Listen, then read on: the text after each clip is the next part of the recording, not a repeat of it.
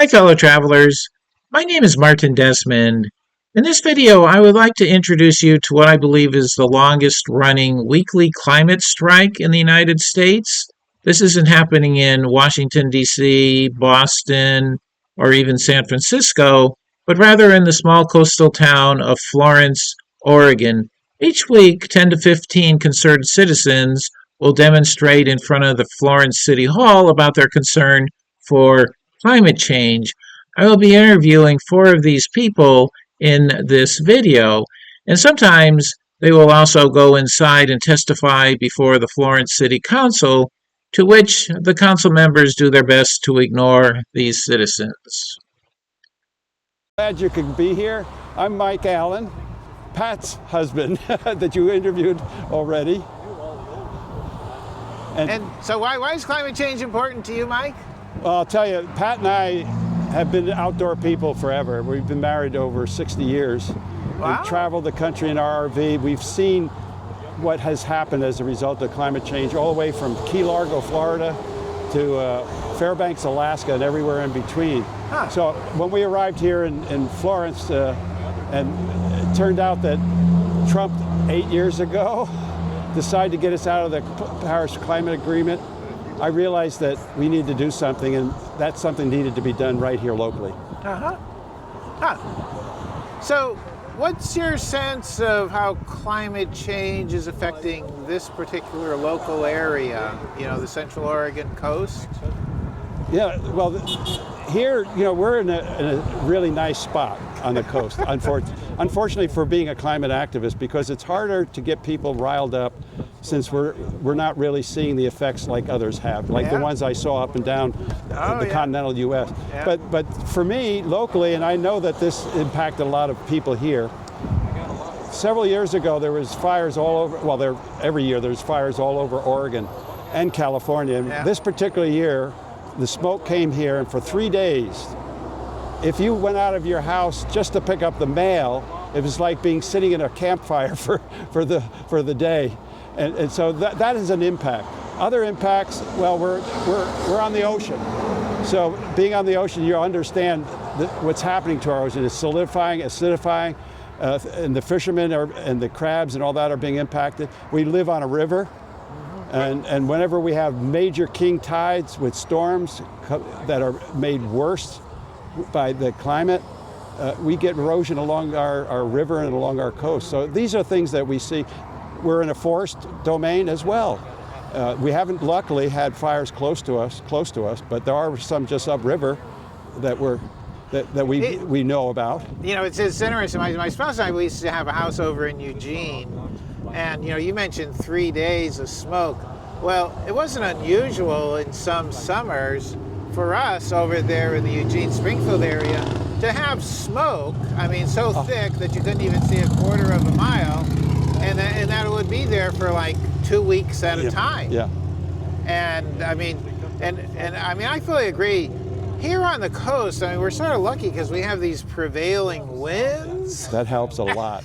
and so when the valley gets to 95 or 100, we're at 65 or whatever. We're in a heat wave today, and it's only in the high 60s.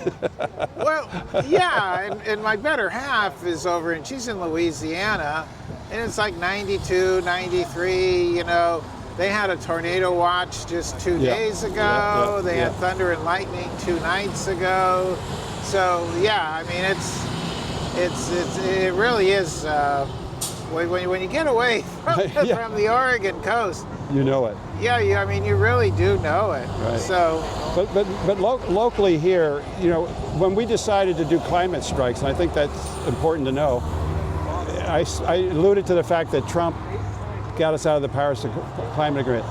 Almost simultaneously, we started hearing about what Greta Thunberg was doing over in Sweden.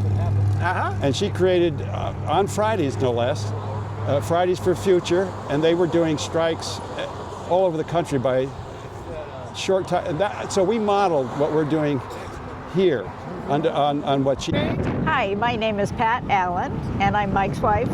And we've been doing this together almost since his idea of doing this, which was about 5-6 years ago. And first it was just the two of us, and gradually we got more people to come, and it's been wonderful. We've attracted the attention of not only the public, but also the mayor, the previous mayor, I should say. This mayor just waves at us.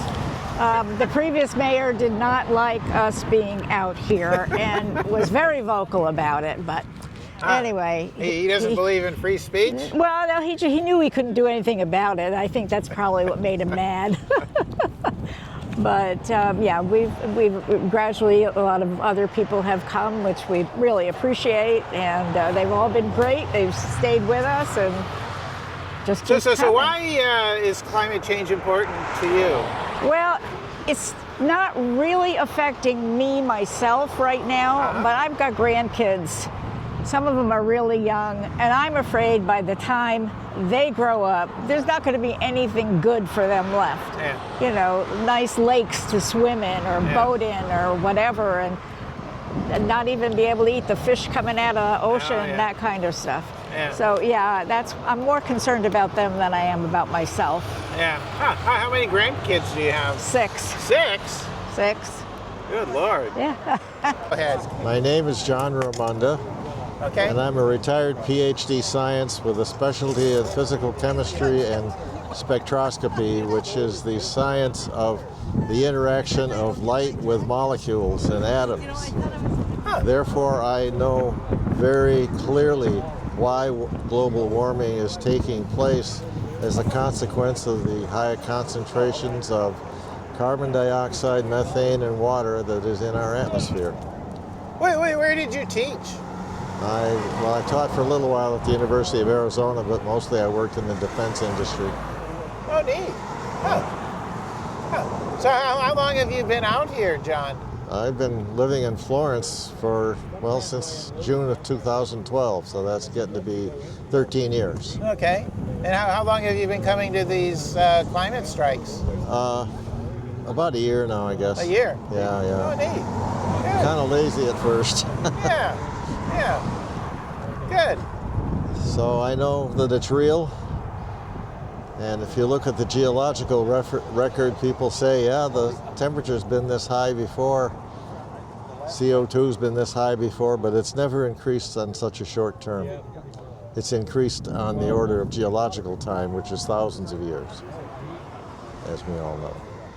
Do you have any thoughts on how the area around Florence, Central Oregon coast is going to be affected by climate change?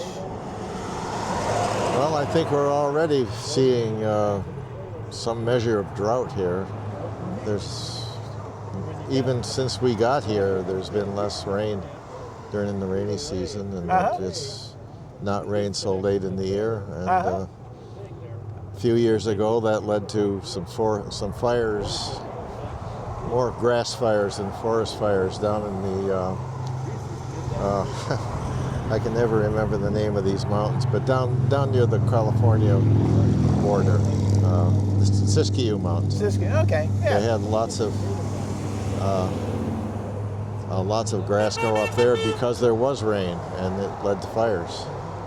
We're going to see more fires here too. Oh yeah.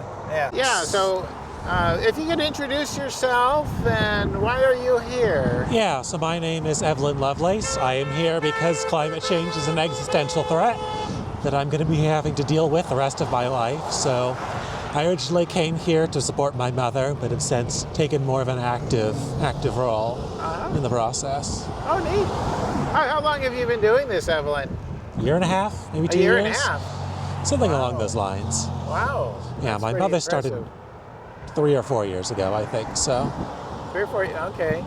Oh, neat. Neat. This group celebrated their 298th weekly climate strike on May 30th, 2025.